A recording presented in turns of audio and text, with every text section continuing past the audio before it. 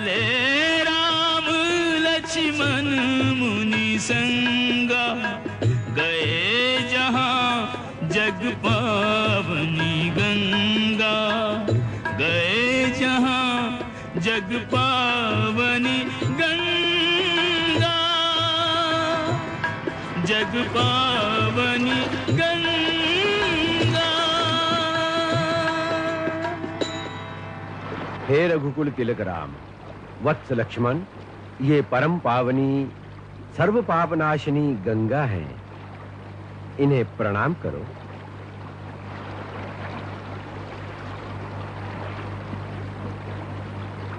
वत्स राम, पवित्र गंगा नदी का पुष्पों से पूजन करो। वत्स लक्ष्मण, तुम भी पुष्प लो, तुम भी पूजन करो।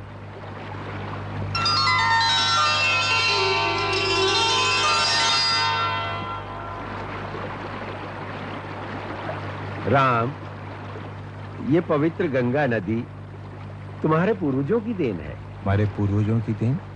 हाँ, बैठो।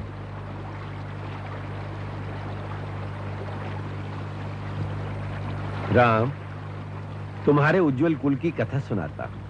वत्स, प्रतापी इक्ष्वाकु वंश में एक धर्मात्मा राजा सगर हुए हैं।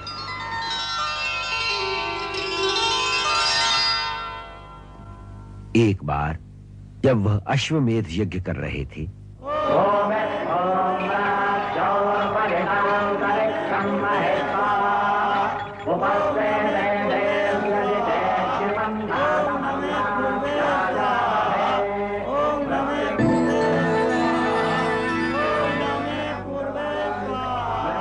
इंद्र उनसे ईर्ष्या करता था, इसलिए उनके यज्ञ का घोड़ा चुराकर पाताल लोक में ले गया। वहां उसने वो घोड़ा कपिल मुनि के आश्रम में छोड़ दिया। महाराज सगर के सारे पुत्र घोड़े की तलाश में पाताल लोक तक जा पहुंचे। उन्होंने कपिल के आश्रम में घोड़े को देखकर महात्मा कपिल का अपमान किया। उनके दुर्व्यवहार से कुपित होकर महर्षि कपिल ने सगर के पुत्रों को शाप देकर भस्म कर दिया। फिर उनका उद्धार करने के लिए गंगा को स्वर्ग से धरती पर लाना आवश्यक हो गया, परंतु यह काम बहुत कठिन था। महाराज सगर, उनके बाद महाराज अंशुमान, उनके पुत्र महाराज दिलीप ये काम न कर सके। फिर दिलीप के पुत्र महाराज भगीरथ ने यह निश्चय किया कि वो गंगा जी को धरती पर लाकर अपने पितरों का उद्धार करेंगे। उन्होंने गंगा जी को धरती पर लाने के लिए घोर तपस्या की।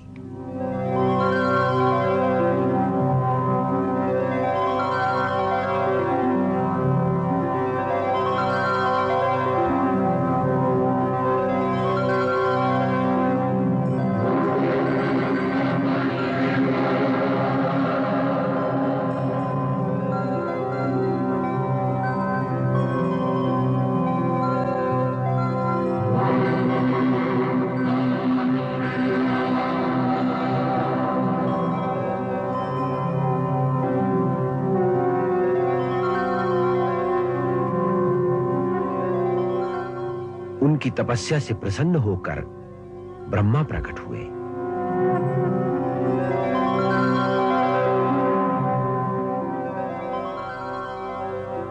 और उन्होंने गंगा को धरती पर लाने का वरदान भगीरथ को दिया।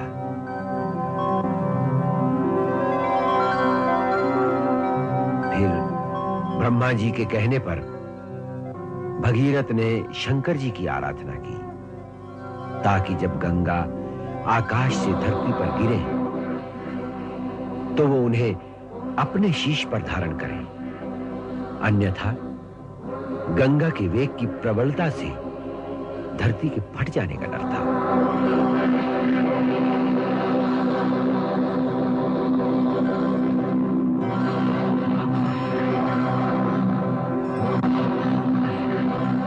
भगीरथ ने फिर घोर तपस्या की और भगवान शिव को प्रसन्न कर लिया।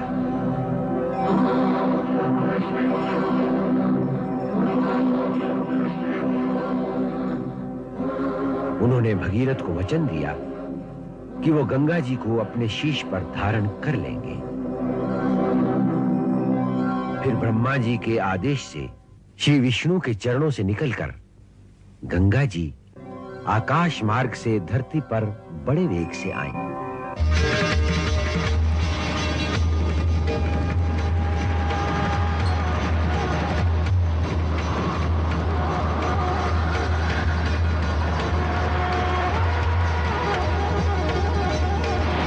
भगवान शिव ने उन्हें अपनी जटाओं में समेट लिया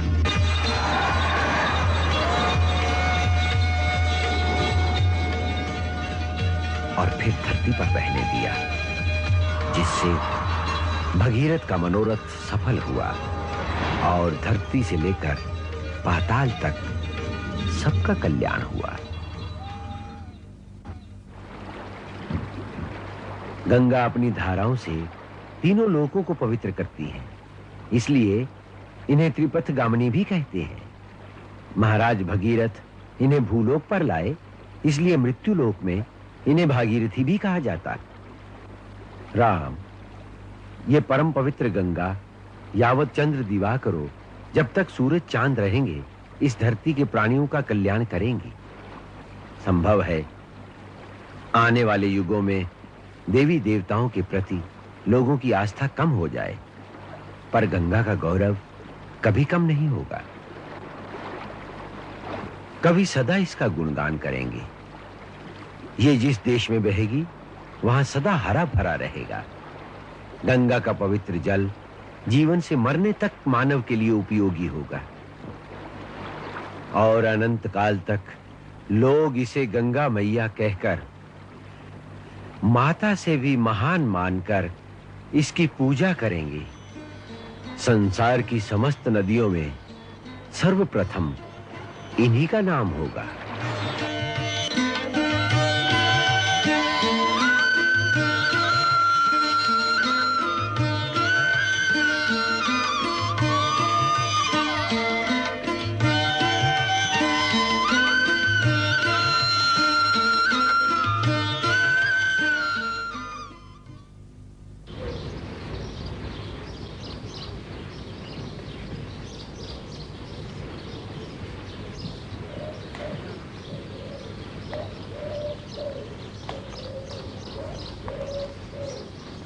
गुरुदेव, यह आश्रम बड़ा विचित्र लग रहा है।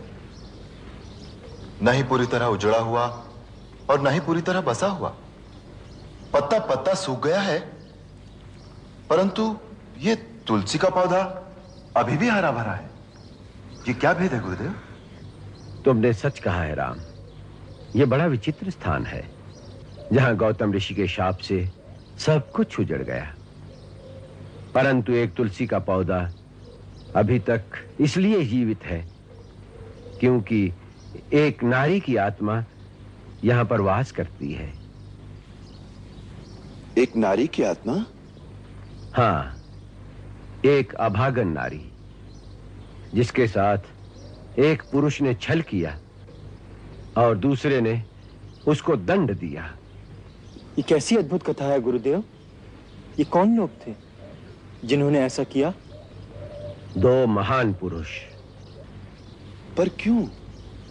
ये एक नारी के दुर्भाग्य की करुण कथा है। महर्षि गौतम की पत्नी अहिल्या परम सुंदरी थी, जिसके कारण देवराज इंद्र उस पर आसक्त हो गया।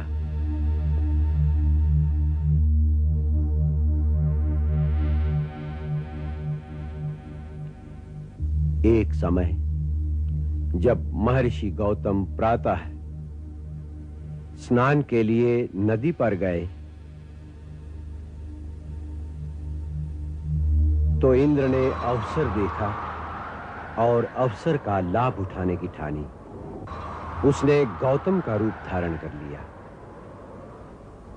गौतम का रूप धारण करने के पश्चात अहिल्या से समागम के लिए वो दबे पांव चुपके चुपके अहिल्या की कुटिया की ओर चल पड़ा। छिपते छिपाते वो अहिल्या की कुटिया में प्रवेश कर गया।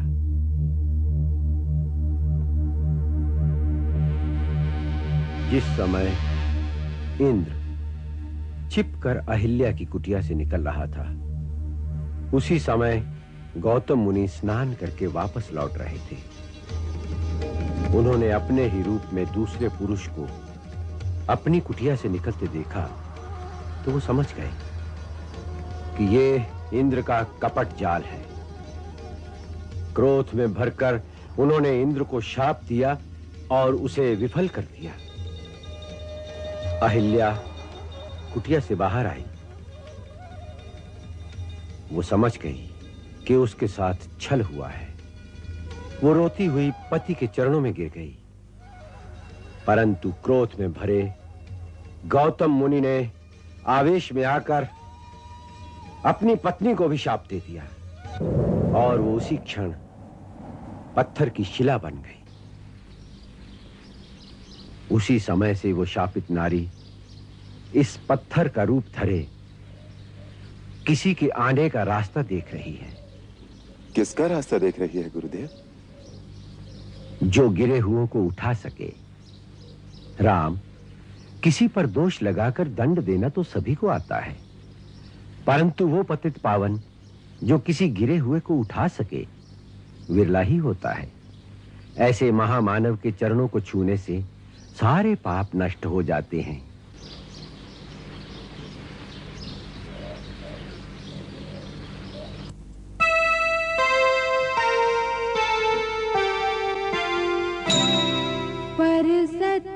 पद पावन शोक न सावन, प्रगट भई तप पुंज सही।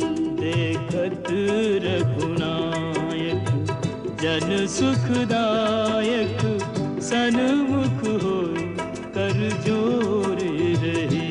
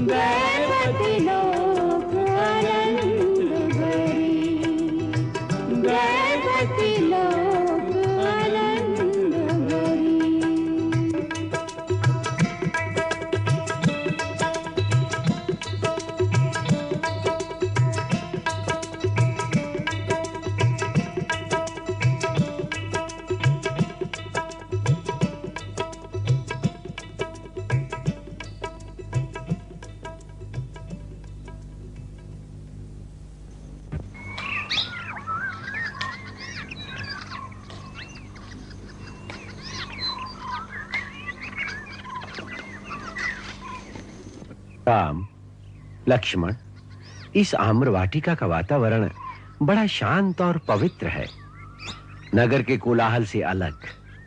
क्यों ना हम अपना डेरा यहीं डालें? जैसी आपकी इच्छा गुरुदेव। महामुनि के श्री चरणों में दास का सादर प्रणाम। कल्याणमस्तु। अपने महाराज की ओर से मैं आपका स्वागत करता हूँ। धन्यवाद। यदि आपको कोई आपत्ति ना हो तो हम यहीं विश्राम करेंगे। ये सारी मिथिला नगरी आपकी है महाराज, जहां चाहे विश्राम करें। मुनिवर की सेवा में कोई कमी ना आने पाए। मैं महाराज को आपके आगमन की सूचना देता हूं। इसकी क्या आवश्यकता है? महर्षि विश्वामित्र के आगमन की सूचना हमें तुरंत दी जाए, यह हमारे महाराज श्री जनक का आदेश है। कल्याणमस्तु।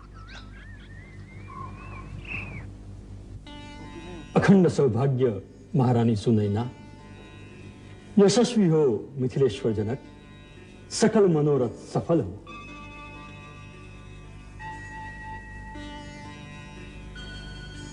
गुरुदेव, आपकी कृपा बनी रहे, इसी में हमारा कल्याण है। राजकुमारी सीता नहीं आई अभी तक? आती होंगी।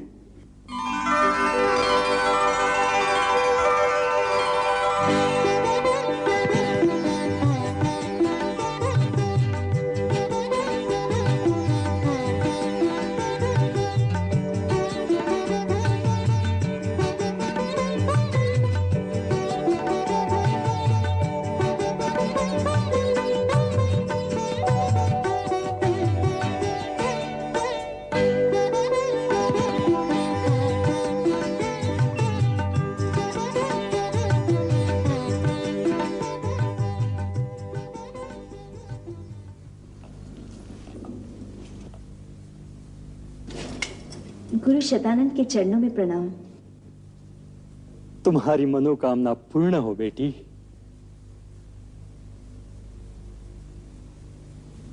क्षमा कीजिए पिताजी, मेरे कारण आपको प्रतीक्षा करनी पड़ी। बेटी, आज शिव धनुष को स्वयंवर सभा में भेज दिया जाएगा, इसलिए इनकी पूजा करके भगवान से आशीर्वाद मांगो। सीता, बचपन से तूने इस शिव धनुष की पूजा की है बेटी। आज उसी पूजा की पूर्ण आहुति की घड़ी आ गई। तेरे पिता ने तेरे विवाह के लिए एक ऐसे पराक्रम की शर्त रखी है जिसे पूरा करना एक साधारण पुरुष के लिए असंभव नहीं तो बहुत कठिन अवश्य होगा। इसलिए सच्चे मन से प्रार्थना कर कि स्वयंवर में जो शिव के इस प्रतापी धनुष की प्रतिज्ञा चढ़ाकर तेरे पिता का प्रण पूरा करे, वो कोई अद्वितीय वीर, किसी ऊंचे कुल का शीलवान सुंदर आर्य कुमार हो जो तेरे योग्य हो, जिसका संजोग पाकर तेरा सारा जीवन आनंद और प्रेम से भर जाए और हम उस पर गर्व कर सकें। महारानी, आपके स्वर में मंगल कामना से अधिक आशंका और भय झलक रहा है। ऐसा क्यों? आपके इस कठिन प्रण के कारण महाराज, मेरे मन में बड़ी आशंका है। मैं अंदर से बहुत डरी हुई हूं कि आपकी राजहट का परिणाम क्या होगा। इस स्वयंवर में मेरी बेटी के मन की दशा क्या हो सकती है, यह आपने नहीं सोचा, क्योंकि आप पिता हैं। पुरुष का अभिमान है आप में। कोई भी जो इस धनुष को झुका लेगा, वो सीता के मन को भी पसंद होगा या नहीं, ये बात केवल मां सोच सकती है, पिता नहीं। महारानी। हाँ महाराज, कभी कभी मैं ये भी सोचती हूँ, यदि आपके कठोर प्रण को कोई पूरा न कर सका तो क्या होगा। हमारी सीता का जीवन विवाह बिना सुना ही रह जाएगा। कैसी बात कर रही हो देवी सुनैना। जनक नंदिनी के दिव्य गुणों को, उसमें छिपी हुई अलौकिक शक्ति तो देखकर इस प्राण की प्रेरणा मेरी आत्मा में जागी थी। शंका मन से निकाल दो देवी। जिन्होंने महाराज जनक के मन में उस अद्भुत प्रण की प्रेरणा उत्पन्न की थी, उपाय भी वो अपने आप ही करेंगे। परिणाम उन्हीं पर छोड़ दो। आशंका अविश्वास को मन से निकालकर भगवान आशुतोष पर भरोसा रखो। वो सबकी मनोकामना पूर्ण करते हैं। उनके इस पूजनीय धनुष के कारण कभी किसी का अमंगल नहीं हो सकता। चलो महाराज, पूजा करें।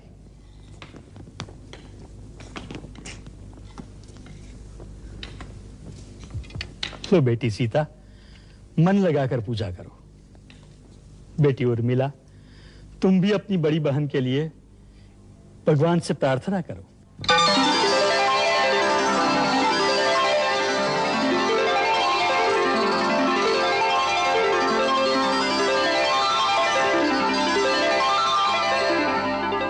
सुगंधिम पुष्टिवर्धनम उर्वारुकमेव बंधनानां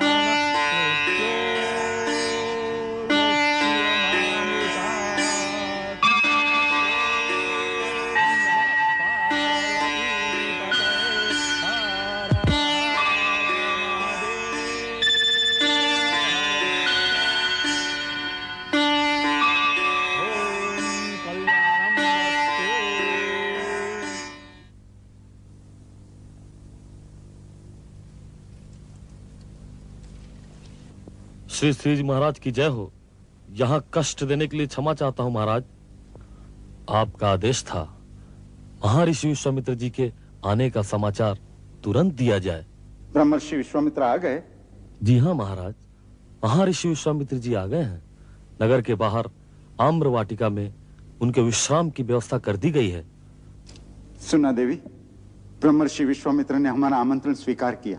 धन भाग्य हमारे। शिव धनुष पूजन के अवसर पर ब्रह्मर्षि विश्वामित्र के आने का समाचार बड़ा शुभ संकेत है।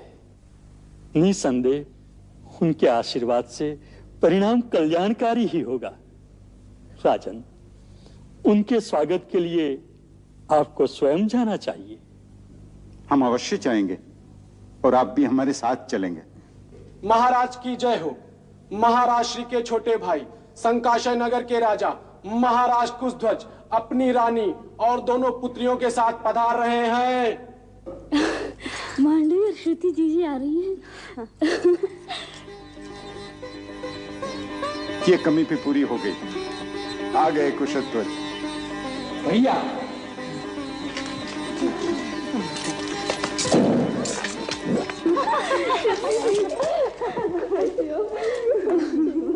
मेरे आने में थोड़ा सा विलंब हुआ, क्षमा करना महाराज।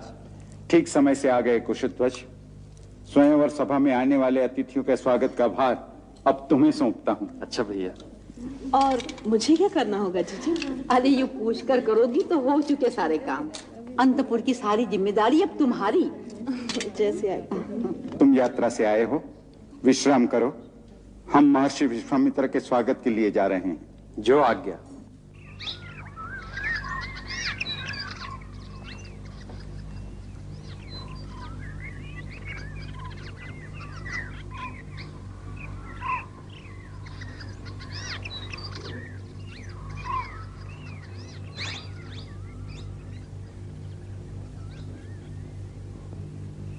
क्या बात है रघुनंदन?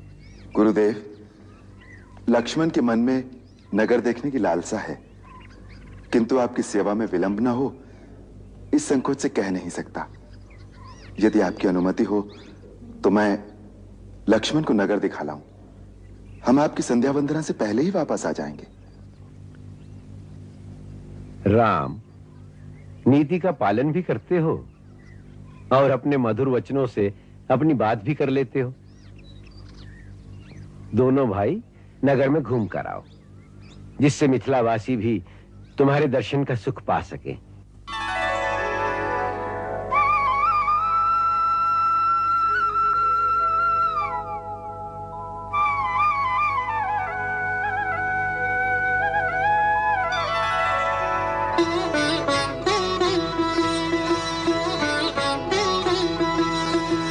देखन नगर भूप सुत आए, समाचार पुरवासिन पाए। पुरवासिन पाए, धाए धाम काम सब सुनहु रंग निधि लूटन लागी, निधि लूटन लागी। निरखी सहज सुंदर दो भाई, हो ही सुखी लोचन फल पाई। युवती भवन झरोखन लागी, निरखही राम रूप अनुरागी, रूप अनुरागी। कहि परस्पर वचन सप्रीति, सखी इन्ह कोटि काम छवि जीती। सुर नर असुर नाग मुनि माही, शोभा असी कहूँ सुनियति नाही, कहूँ सुनियति नाही। सखी, इतने सुंदर सलोने कहाँ के राजकुमार हैं? हाय, इन्हें देखकर कौन मोहित नहीं होगा। मैंने सुना है ये दोनों महाराजा दशरथ के पुत्र हैं। अच्छा। ऋषि विश्वामित्र के यज्ञ की रक्षा के लिए आए थे। सुना है इन्होंने ताड़का को मार डाला। सच? ऐसे वीर लगते तो नहीं। वीर नहीं तो क्या, धनुष ऐसे उठाए फिरते हैं। सूर्यवंशी बड़े पराक्रमी होते हैं। हमका भी देखन दो तनिक। कहत है दो सुंदर राजकुमार आइन है, तनिक हमका भी देखन दो। लो दादी, तुम भी देख लो, वो रहे। अरे सुनंदा, वो बड़ा राजकुमार अपनी जानकी के लिए कितना जचता है। विधाता करे इन्हीं के साथ जानकी की जोड़ी बने। हाँ, यही अपनी प्यारी सीता की दूल्हा बने तो कितना अच्छा हो। फिर तो ये बार बार अपने ससुराल आया करेंगे और हमें जमाई राजा के दर्शन हुआ करेंगे। जमाई राजा का ऐसा ही दर्शन हो जात का? क्यों दादी, इनमें भला क्या कमी है? अरे सारे त्रिभुवन में भी ऐसा दूल्हा नहीं मिलेगा। या कमी की कोई बात ना है। अरे अपने राजा जी ने जो हठ ठान रखी है वो भूल गई का? हैं? अरे कहाँ वो हिमाचल पर्वत जैसा शिवजी का धनुष है, और कहाँ ये फूल की पंखुड़ी जैसे सुंदर सुकुमार राजकुमार। ये हमारे महाराज को भी क्या सूझी ऐसी प्रतिज्ञा करने की? अरे एक बार महाराज इन्हें देख तो ले तो अपनी प्रतिज्ञा तोड़ दें और कहें जनक लली से इन्हीं का विवाह होगा। हाय सीता, इन्हें देख तो ले। हियर खही बर खही सुमन, सुमुखी सुलोचनी वृंद, जाहि जहाँ जहाँ बंधु दो, तहाँ तहाँ परमानंद।